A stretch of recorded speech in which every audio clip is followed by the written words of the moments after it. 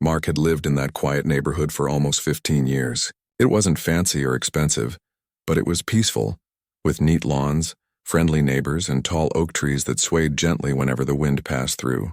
His house sat at the end of the cul-de-sac, the one with the brick mailbox and a small American flag fluttering beside the front porch.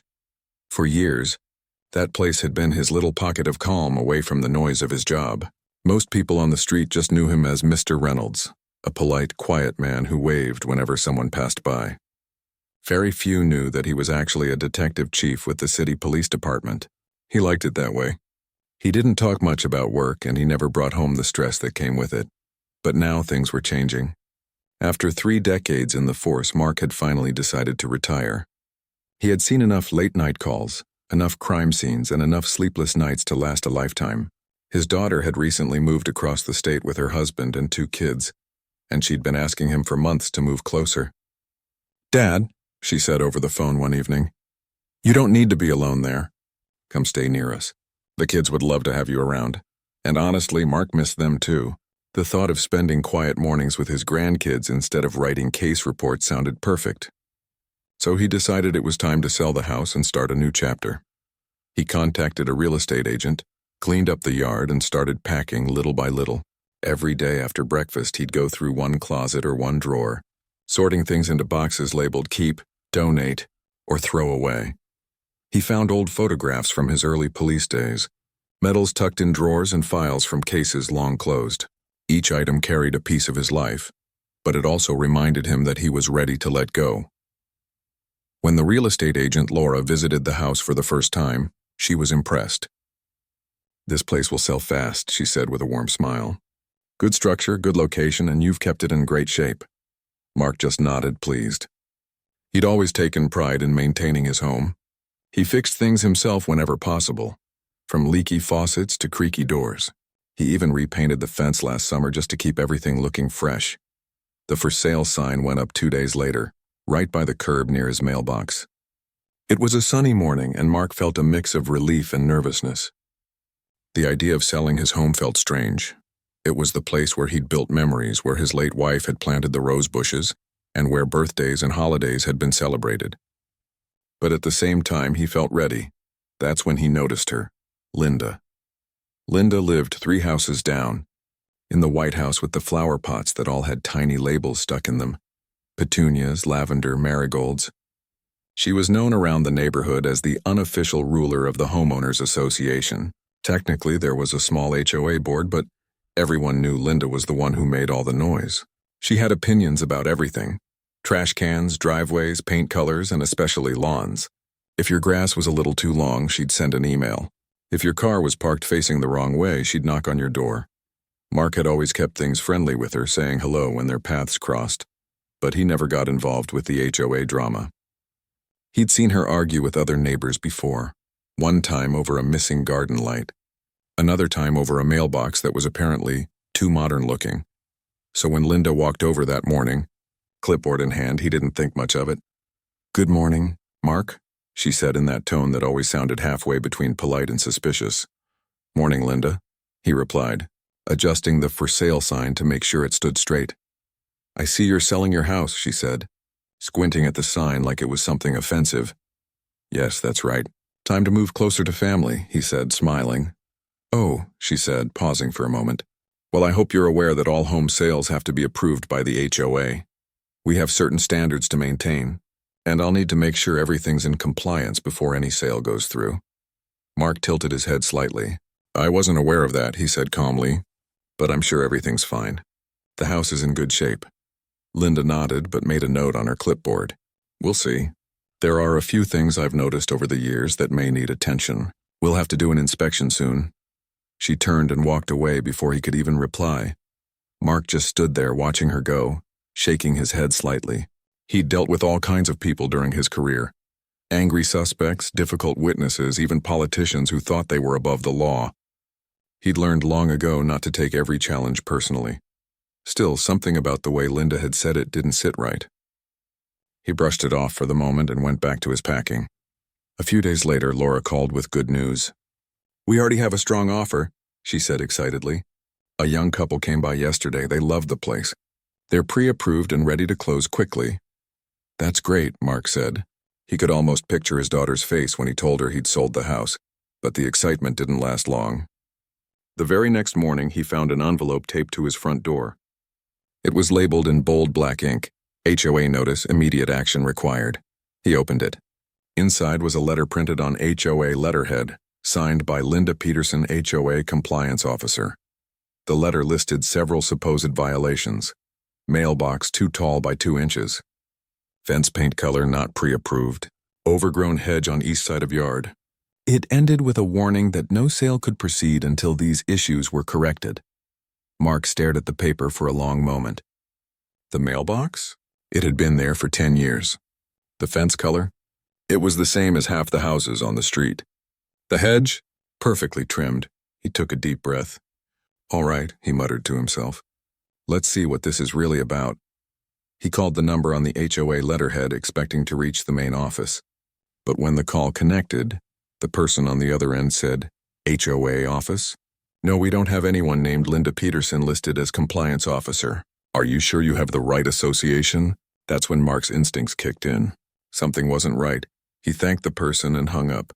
He knew better than to jump to conclusions, but the more he thought about it, the more it looked like Linda had taken matters into her own hands. He decided not to react immediately. Instead, he wanted to see how far she'd go. That weekend, he noticed her walking past his yard several times, pretending to take notes on her clipboard. Once she even stopped and snapped a photo of his hedge. Mark watched from inside the house, sipping his coffee, saying nothing. 2 days later, his real estate agent called again, but this time her tone wasn't cheerful. "Mark, I just got a call from the buyers. They're a little concerned. Apparently, someone from the HOA contacted them directly, saying there were unresolved violations and that they should reconsider the purchase." Mark felt a slow frustration building. Did she say who contacted them? Laura hesitated. They said her name was Linda. He let out a quiet sigh. "Of course. Do you want me to handle it?" Laura asked. "No," he said. "I'll take care of it." That evening, as the sun dipped behind the rooftops, Mark sat on his porch and thought it through. This wasn't just an annoying neighbor being nosy. This was someone actively interfering with his legal right to sell his home. And if she was sending letters under HOA letterhead and contacting buyers, that was serious. Still, he didn't want to confront her too early. He'd learned long ago that the best way to deal with someone manipulative was to let them feel in control, until they gave you all the rope they needed to hang themselves. The next few days were quiet, but then another envelope arrived. This one marked final warning. It listed new violations that were even more ridiculous. Driveway surface not matching community tone. House number font not HOA approved. Mark couldn't help but laugh softly as he read it. It was almost impressive how far she was willing to go. But now he knew what he had to do. That night he walked around his property, checking every angle. He noticed small footprints near his mailbox in the damp soil. He also saw that one of the screws on the mailbox door looked recently disturbed. It was subtle, but to a trained detective's eye it was enough. He decided to install a small camera facing the front yard, just under the porch light. Nothing fancy, just a simple motion sensor camera that recorded whenever someone approached the front of the house. He didn't tell anyone. Not even Laura. He wanted to see what would happen next. Sure enough, 2 nights later, the camera caught movement. A figure approached the mailbox around 10:30 p.m., flashlight in hand. The person opened the mailbox, slipped something inside, then stepped back quickly.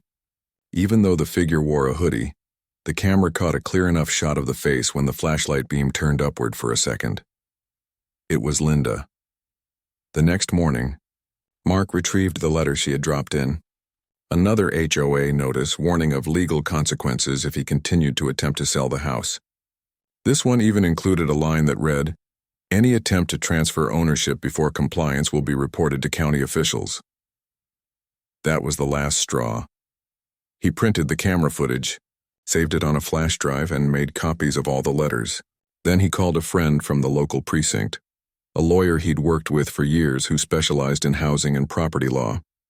After explaining the situation, his friend said, "That's impersonation of an HOA official and falsification of documents. She's digging herself into a big hole. Mark nodded. He wasn't looking for revenge, he just wanted to stop her nonsense and sell his home in peace. But he also knew that people like Linda rarely stopped on their own. They needed to be confronted, calmly but firmly, with facts they couldn't twist their way out of. That night, as he sat on his porch watching the sun fade, he noticed Linda walking her small dog past his house. She gave him a quick glance but didn't say anything. He just smiled slightly. Keep walking, he thought.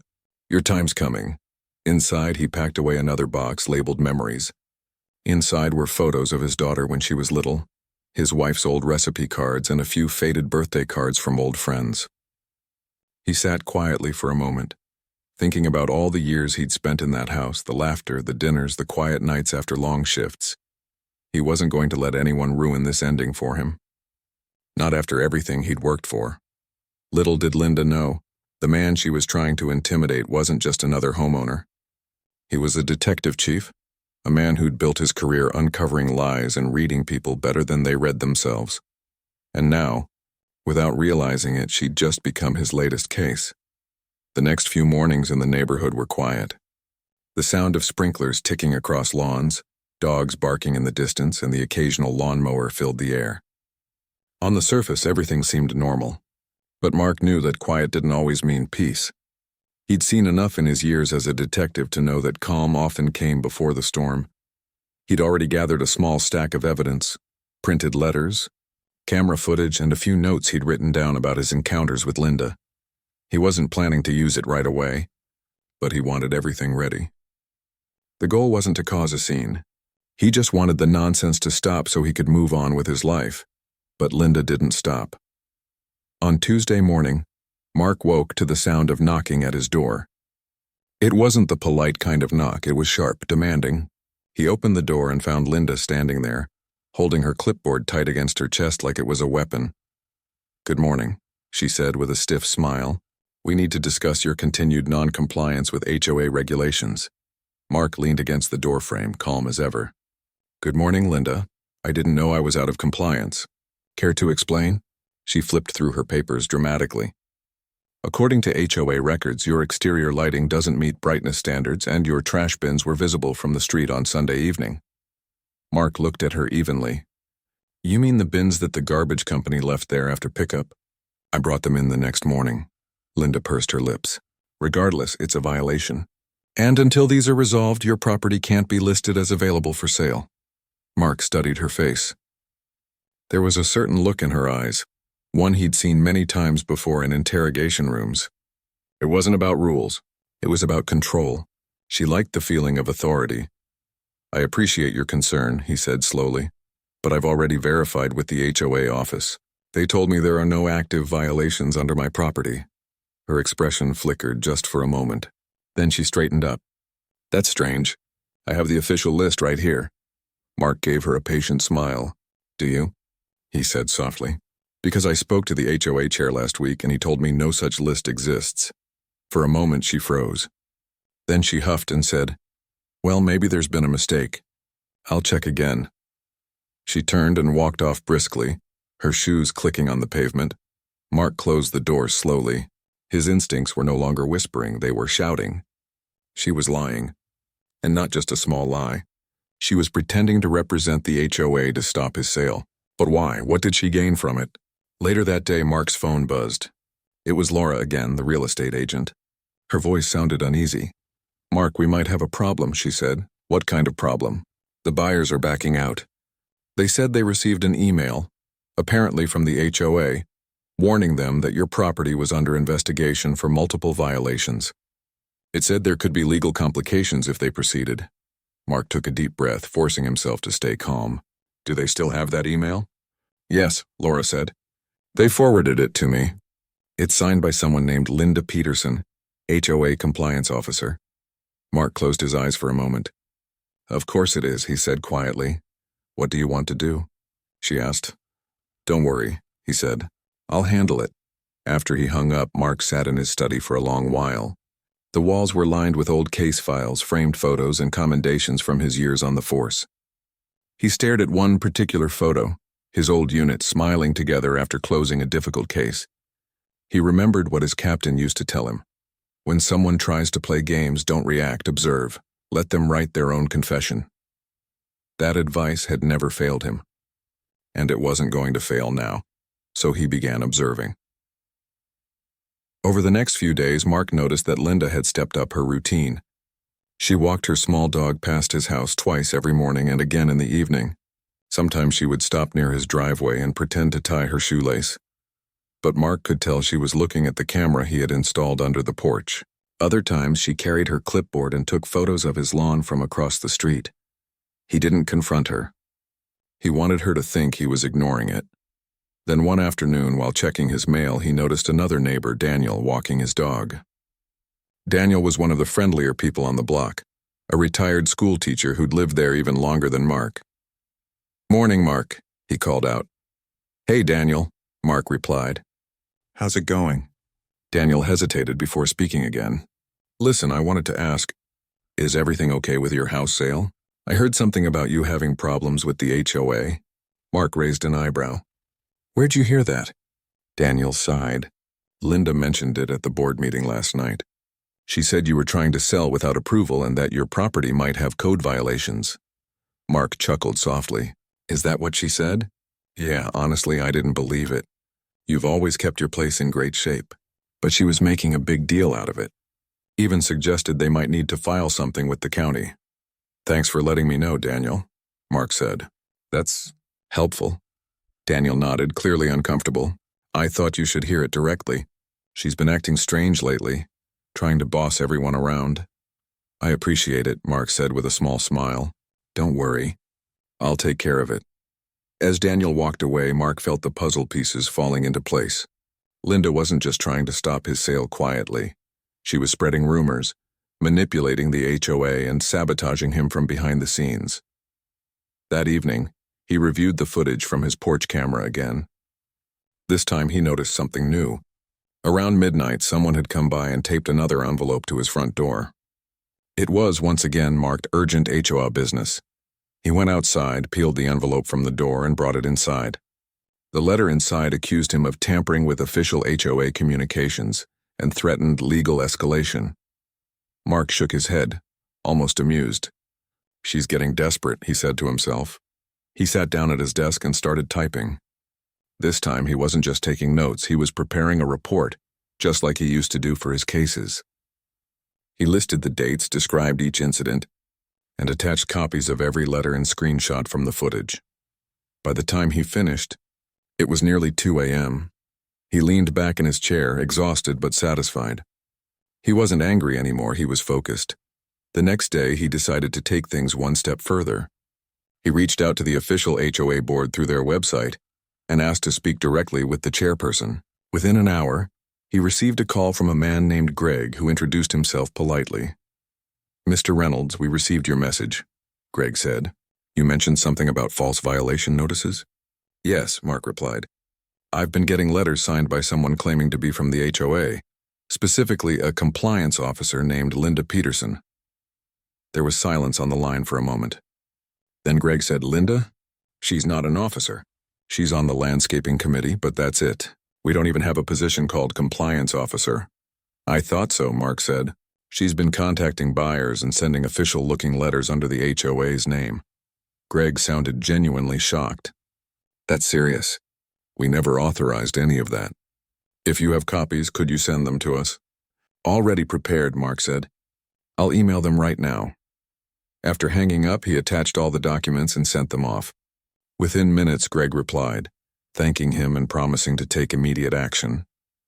Mark didn't know exactly what would happen next, but he knew he'd set something in motion. Later that afternoon, he saw Linda again. She was standing by her driveway talking to another neighbor, her voice loud and dramatic as usual. When she noticed Mark's car pulling out of his driveway, she gave him a tight smile and waved, pretending to be friendly. He just nodded and drove off, hiding the small grin that formed on his face. By evening, the neighborhood group chat was buzzing. Mark wasn't in it, but Daniel later forwarded him a few screenshots. People were asking questions. Did the HOA really file a complaint about Mark's house? Why did Linda say there was an investigation? Greg just posted that no such thing exists. What's going on?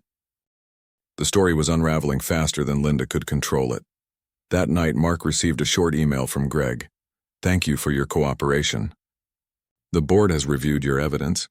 We'll be addressing this matter internally and formally tomorrow morning." He smiled. He didn't need to push further. Now it was out of his hands and in official ones. But Linda didn't know that. The next morning, around 9 a.m., Mark heard raised voices coming from outside. He peeked through his blinds and saw Greg and another HOA board member standing in front of Linda's house. She was holding her clipboard again, her voice sharp and defensive. Greg was calm, but the other member looked visibly irritated. Mark couldn't hear every word, but he caught fragments like forged documents, impersonation, and violations of HOA policy. Linda's face turned red as she argued back, pointing toward Mark's house like she was trying to deflect blame. After a few minutes, Greg handed her an envelope, said something quietly, and walked away. Linda stood frozen for a moment, then stormed inside her house, slamming the door behind her. Mark watched in silence. He didn't feel joy or satisfaction, just relief. Maybe finally things would calm down. A few hours later, he got a call from Greg. "Mr. Reynolds, I wanted to update you. We confronted Linda about the letters and emails. She admitted she sent them without authorization. We've suspended her from the HOA committees pending a formal review." Mark nodded. "Thank you for handling it." "I'm so sorry for the trouble," Greg said sincerely. "Please go ahead with your home sale. Everything's cleared on our end." When the call ended, Mark finally felt the weight lift off his shoulders. He walked outside, looked at his yard, and took a deep breath. The air felt lighter somehow. He thought it was over. But that evening, just as the sun was setting, he noticed something odd again. A dark car had parked down the street, engine running, lights off. It wasn't anyone from the neighborhood. He knew every car that usually parked there. He watched for a few minutes. Then the car slowly drove past his house, pausing briefly before turning the corner and disappearing. He didn't think much of it until the next morning. Another notice appeared in his mailbox. This one wasn't signed by Linda. It was unsigned, but typed in the same format as her old letters. The message read simply, "You shouldn't have reported me. You'll regret it." Mark stared at it quietly. He felt that old familiar instinct returning, the one that told him a case wasn't quite finished yet. He folded the paper, placed it in a folder with the others, and locked it in his desk. Then he whispered to himself, "All right, Linda, if that's how you want to play it." The detective in him was fully awake now, and this time he wasn't just protecting his house, he was protecting his peace. Mark didn't sleep much that night. The letter with the threat kept replaying in his mind. It wasn't the words themselves that bothered him, it was what they meant. Someone had crossed a line. This wasn't just about an annoying neighbor anymore. This was about someone trying to intimidate him. He had handled worse in his career. He had faced suspects who'd tried to scare him into silence, and he had dealt with situations far more dangerous than a typed note. But this was different. This was personal. This was happening in his own neighborhood, the one place that had always been peaceful. When the sun came up, Mark made himself a cup of coffee and sat on the porch, watching the street. The neighborhood looked exactly the same as always. Neighbors walking dogs, sprinklers spraying across lawns, kids waiting for the school bus. Yet now he saw it differently. Every small movement caught his eye. Every car that passed made him pay attention. He didn't plan to let it go this time. Not after that note. By mid-morning, he went inside, opened his laptop, and started reviewing the footage from his security camera again. Nothing unusual appeared overnight except one small detail. Around 3 a.m., a figure had walked past the edge of his yard. The person moved quickly, wearing a hoodie pulled up over their head, and disappeared toward the direction of Linda's house. Mark leaned closer to the screen. He couldn't make out a face, but the walk looked familiar, the same quick, slightly stiff stride he'd noticed before. He paused the video and took a screenshot. It wasn't proof yet, but it was another piece of the puzzle. He printed the letter, slipped it into a plastic folder, and placed it with the rest of his evidence. Then he made a decision. It was time to take a more careful approach. After breakfast, he drove to the local police station, not as an officer, but as a private citizen. He didn't want to use his old badge or pull rank. He just wanted to do things by the book. At the front desk, he explained to the officer on duty that someone had been impersonating an HOA official and possibly making threats. The officer took notes and asked if he had any evidence. Mark handed over copies of the letters and a USB drive with video footage. When the officer saw Mark's name on the paperwork, he looked up. "Wait," he said. "You're Chief Reynolds, right?" Mark smiled slightly. "Retired now," he said. "Just trying to move out peacefully." The officer nodded. "We'll look into it, sir." "You did the right thing." That's all Mark needed to hear. He didn't want special treatment, just fairness. When he returned home, the street was quiet again. He parked his car, walked up to his porch, and noticed Linda standing in her yard, pretending to trim her flowers. She looked up and gave him a fake, polite smile. "Morning," she said in that sugary tone that tried to sound innocent. "Morning," Mark replied calmly. For a moment, they just stared at each other. Her eyes flickered, trying to read him, but Mark had spent years perfecting the art of giving nothing away. After a few seconds, she turned back to her flowers. Inside, Mark picked up the phone and called his daughter. He hadn't told her much about the situation before, but now he wanted her to hear it directly. "Hey, Dad," she said cheerfully. "How's everything going with the sale?" Mark paused before answering. "It's been interesting," he said. "There's a neighbor giving me some trouble. But don't worry, I'm handling it." She frowned. "What kind of trouble?" "Just HOA nonsense," he said quickly, not wanting her to worry. "But I've got it under control. You know me." "Yeah, I do," she said with a soft laugh. "That's why I know you're probably already 2 steps ahead." He smiled. Always. After they hung up, he felt lighter. Hearing her voice reminded him why he was doing all this. To start fresh, to be closer to family, to move on from the constant tension that came with the job. He wasn't about to let anyone ruin that. Over the next few days, he kept things normal. He mowed the lawn, painted the small gate by the driveway, and packed more boxes. From the outside, it looked like life was continuing as usual. But inside, Mark was still watching, listening and waiting. Then something unexpected happened. On Friday afternoon, there was a knock on his door. When he opened it, he found a middle-aged woman standing there with a folder in her hand. She introduced herself as an HOA board member named Claire. "Hi, Mr. Reynolds," she said politely. "I'm sorry to bother you, but may I come in for a moment? I wanted to discuss what's been happening." Mark invited her in and offered her a seat at the dining table. Claire sighed as she opened the folder. "We've reviewed everything you sent to the board," she said. "Greg filled me in, and I just wanted to let you know that we're completely on your side. What Linda did was completely out of line." "I appreciate that," Mark said.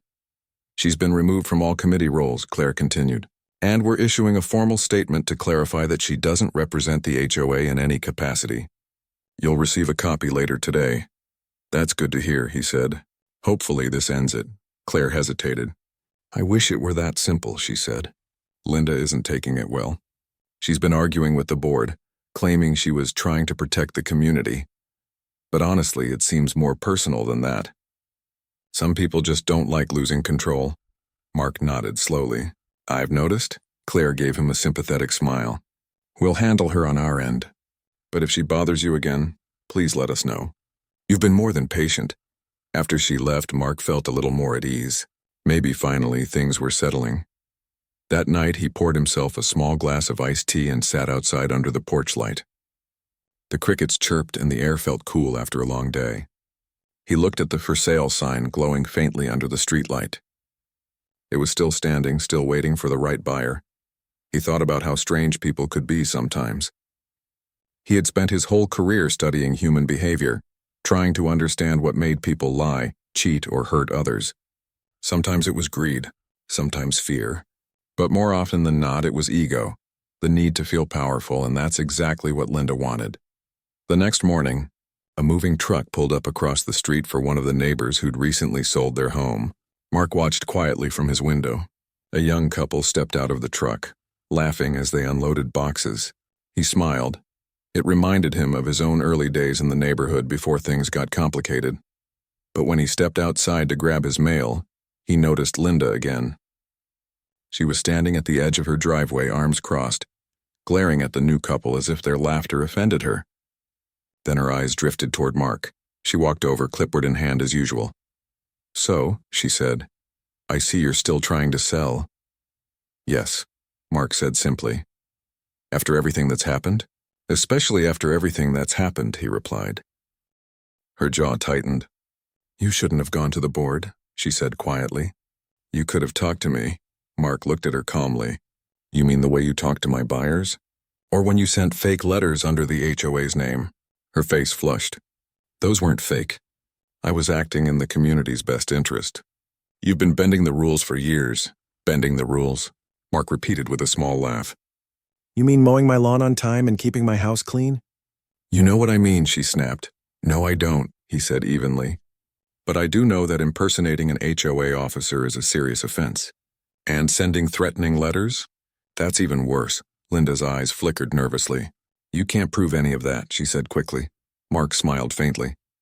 You'd be surprised what I can prove. For a moment, silence hung between them. The only sound was the wind rustling the leaves. Then Linda turned sharply and walked away without another word. That was when Mark knew it wasn't over yet.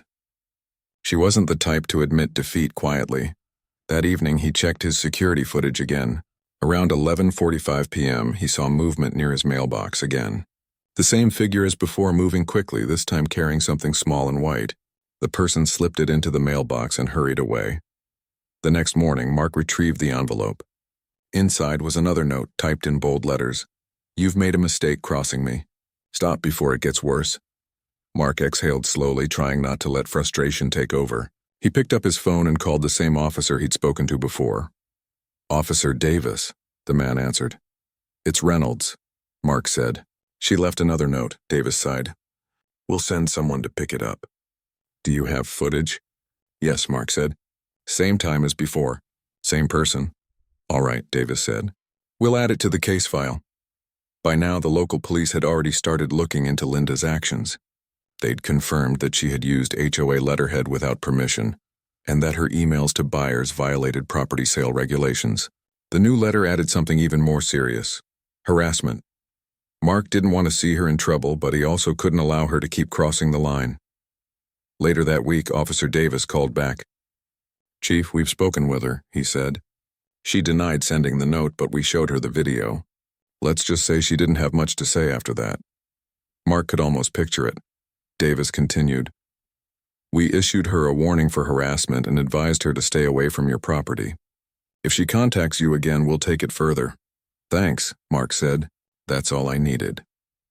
After the call, he finally felt that things might be reaching an end. The buyers who had backed out earlier even reached back out after the HOA cleared his record, saying they were still interested in the house. The sale was back on track. That evening, Mark walked through the house looking at the empty rooms, the boxes neatly stacked in corners, and the faint marks on the walls from where family photos once hung. It felt strange but good, like closing a long chapter. When he stepped outside one last time before bed, he noticed something he hadn't before. Linda's house was dark, no lights on, no sign of movement. For the first time in weeks, she wasn't out patrolling the street or watching from her window.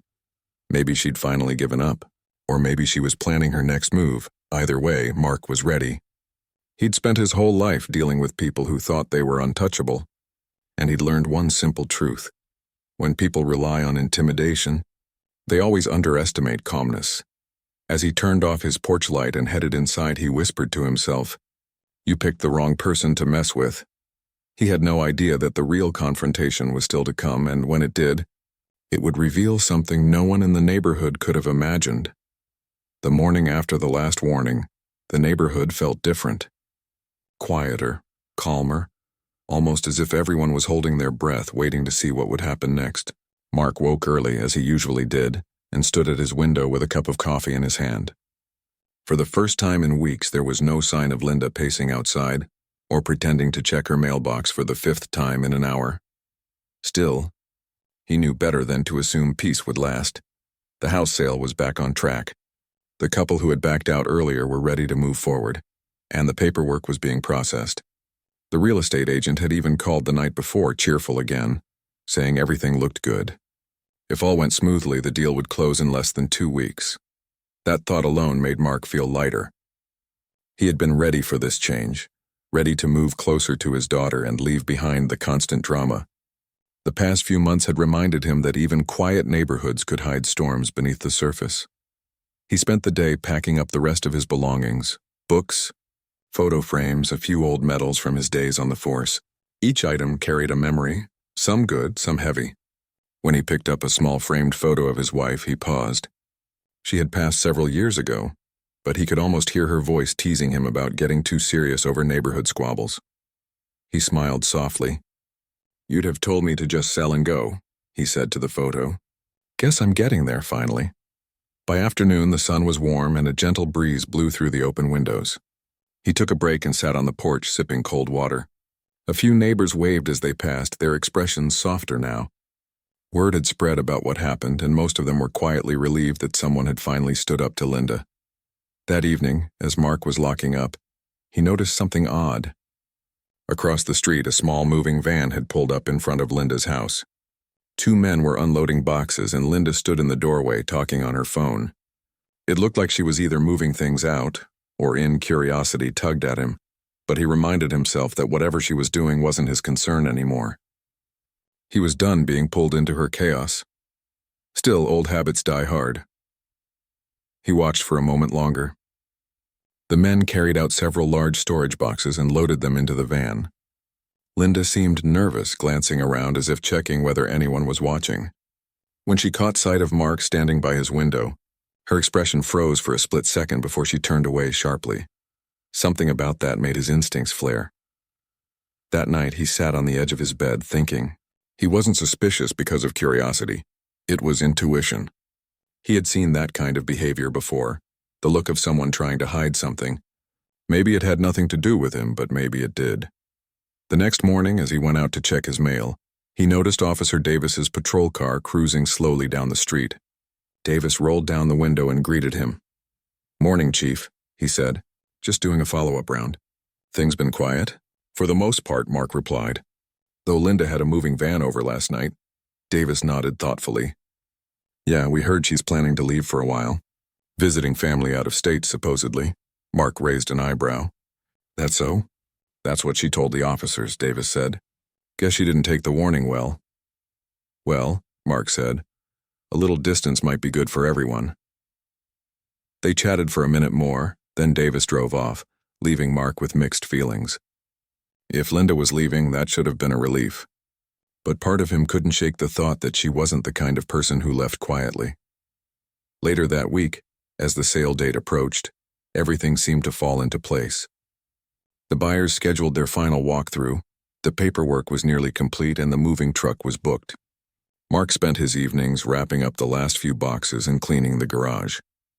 He was halfway through organizing some old tools when he noticed an envelope sitting on a shelf by the back door. It wasn't there before. His stomach tightened slightly as he reached for it. The handwriting was unfamiliar this time, printed neatly in black ink. He opened it carefully. Inside was a short message. "Check your garden shed before you move. Some secrets shouldn't stay buried. No signature, no address. Just that."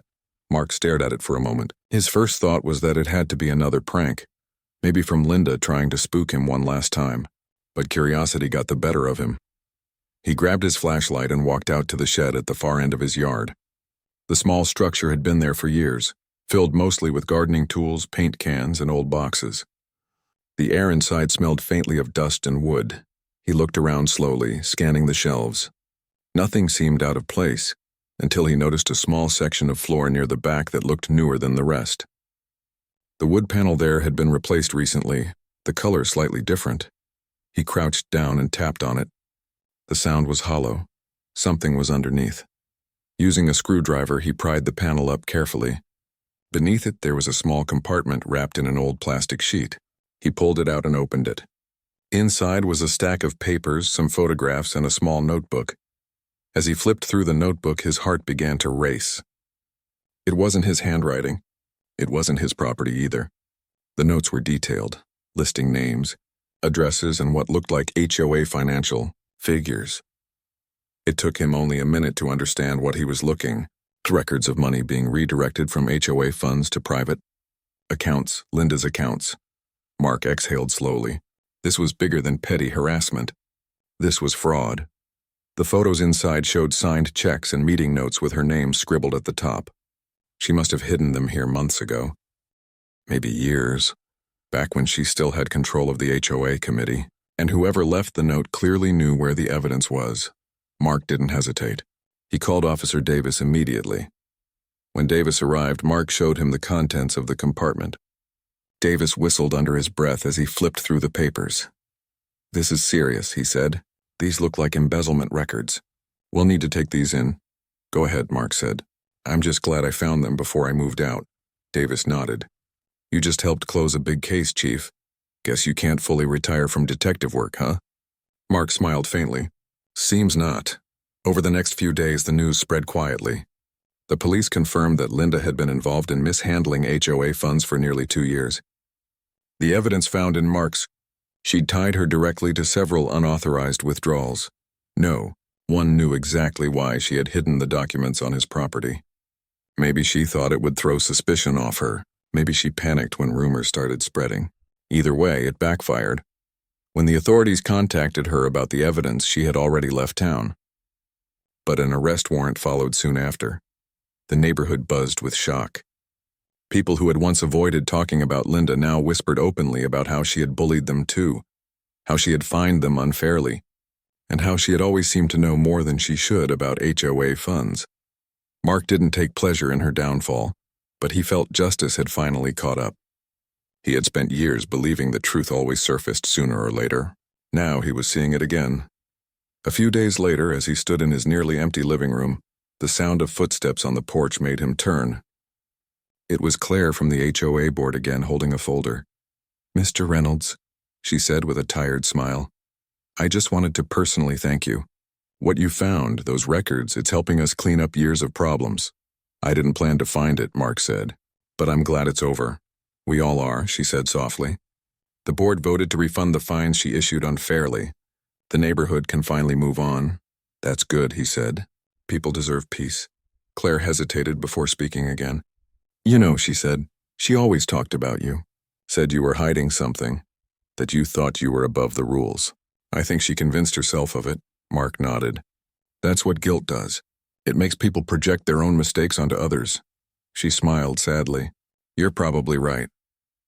After she left, Mark stood there for a long while, listening to the quiet hum of the empty house. The air felt lighter now, like the storm had passed. 2 days later, the moving truck arrived. The buyers came by to do a final inspection, and everything went smoothly. As Mark loaded the last of his boxes, neighbors came out to say goodbye. Some of them brought small gifts, cookies, cards, even a potted plant. One of them, a man from 2 houses down, said, "We didn't realize how much you kept this place steady. You really made a difference here." Mark chuckled softly. "I just did what anyone should do. Stood up when things went too far." When the truck doors closed and the driver started the engine, Mark took one last look at the house. It wasn't just wood and walls, it was a chapter of his life. A place where he'd learned once again that standing up for what's right never goes out of style. As he drove away, he passed the entrance to the neighborhood. The HOA rules sign stood tall as always, but now it looked different, less like a warning, more like a reminder that communities only work when honesty leads them. About halfway down the highway, his phone buzzed. It was Officer Davis. "Hey, Chief," Davis said. "Just wanted to let you know they found her. She's being brought in for questioning right now." Mark nodded, his voice calm. "Good. Maybe now everyone can breathe easier." Davis chuckled. "You sure you don't want to come back to the force?" "You've still got it," Mark laughed softly. "No thanks. I think I've had enough investigations for one lifetime." After the call, he rolled down his window, letting the wind rush in. The city skyline appeared in the distance, sunlight glinting off the buildings. He felt a quiet satisfaction, a peace he hadn't felt in a long time. He thought of all the years he'd spent solving other people's problems, and how this last case had come to him when he least expected it. Life had a funny way of circling back. As the road stretched ahead, he whispered to himself, time for a new start. Behind him, the neighborhood faded into the distance, carrying its stories, its lessons, and a reminder that truth always finds its way out, no matter how deep someone tries to bury it. And for Mark, that was all the closure he needed. The morning sun painted the horizon in soft shades of gold and orange as Mark's car rolled down the highway toward his new life. The air smelled different out there, cleaner somehow, like freedom and fresh beginnings mixed together. For the first time in months, he didn't wake up thinking about HOA rules, letters, or that tense silence that had filled the neighborhood whenever Linda appeared. He was finally done. The movers had already taken the last of his boxes.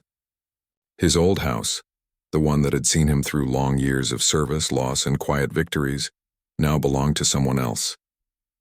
He'd left it spotless, every light turned off, every memory folded neatly into a box somewhere in the back of the moving truck. As the city skyline disappeared in the rearview mirror, he found himself thinking about the strange way everything had unfolded.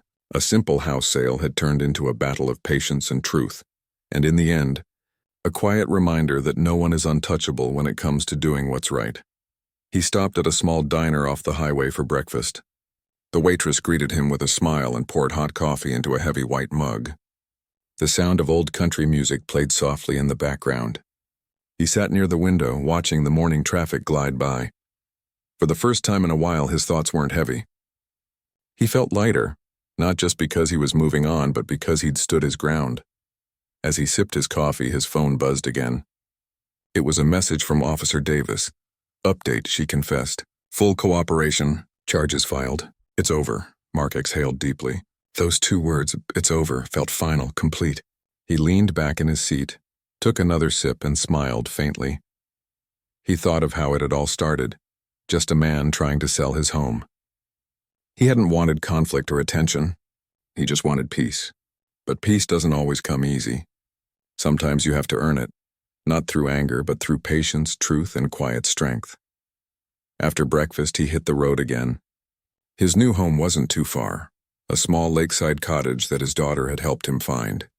It wasn't fancy, but it was cozy, surrounded by trees and water, a place to breathe, a place to finally rest. When he arrived, his daughter was already there, standing on the porch with 2 mugs of coffee and a big grin. "About time you got here," she teased. Mark laughed as he stepped out of the car. "Traffic," he said, though they both knew he'd probably just stopped too many times to enjoy the drive. She hugged him tightly. "It's perfect, Dad," she said, looking at the lake. "You're going to love it here." "I already do," he said softly. They spent the afternoon unpacking boxes and setting up furniture. The place slowly began to feel like home. There was laughter, small talk, and the comforting sound of waves hitting the shore. Later, as the sun began to set, his daughter sat beside him on the porch steps. "You finally got away from all that HOA drama," she said with a little smile. "I still can't believe that woman caused you so much trouble," Mark chuckled. "People like her exist everywhere," he said. "Sometimes when they get too much power in a small space, they forget that rules are meant to serve people, not control them." His daughter nodded.